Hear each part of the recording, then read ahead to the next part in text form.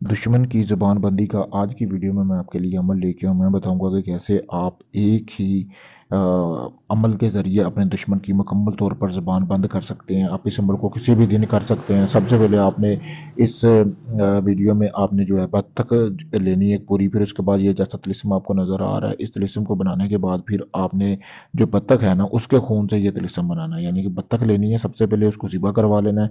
ये तिलिस्म आप दोबारा देख लें तो रोक कर तस्वीर भी ले सकते हैं। फिर आपने बच्चे का खून एक बर्तन में निकाल लेना है।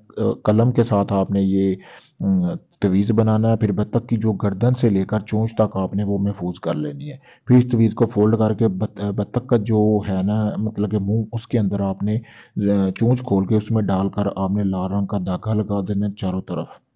बाकी जो बतख बचेगी उसको आपने गरीबों में तकसीम करवा देना है। वो जो होगा सदका होगा इस अमल का।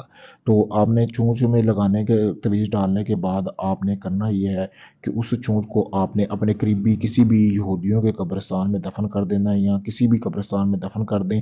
ऐसे कब्रिस्तान में दफन करना है कि जहाँ पे मतलब काफ़ी ज़्यादा कब्रें हों, बहुत पुराना कब्रिस्तान हो।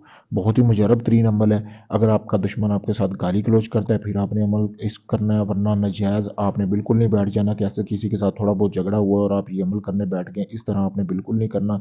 तो अगर आप इस अमल को करना चाहते हैं मुझसे इजाज़त हासिल करें। इजाज़त लेके अमल को करेंगे तो आपको यकीनन कामयाबी मिलेगी। अगर ये आप अमल मुझसे करवाना चाहते हैं, आपका कोई भी जायज़ नाजायज़ काम है, मोहब्बत का, शादी का, तलाक का, तो आप मेरे दिए गए व्हाट्सएप नंबर पर रब्ता कर सकते हैं। अगर काफ़ी लोगों को आजमा चुके हैं लेकिन आपका काम नहीं हुआ, आखिरी उम्मीद समझ कर मुझे आजमाएं। मैं आपका मुकम्मल राजदारी के साथ काम करके दूंगा। वीडियो से देख के पता चल ही गया होगा कि मैं किस तरह का बंदा हूँ।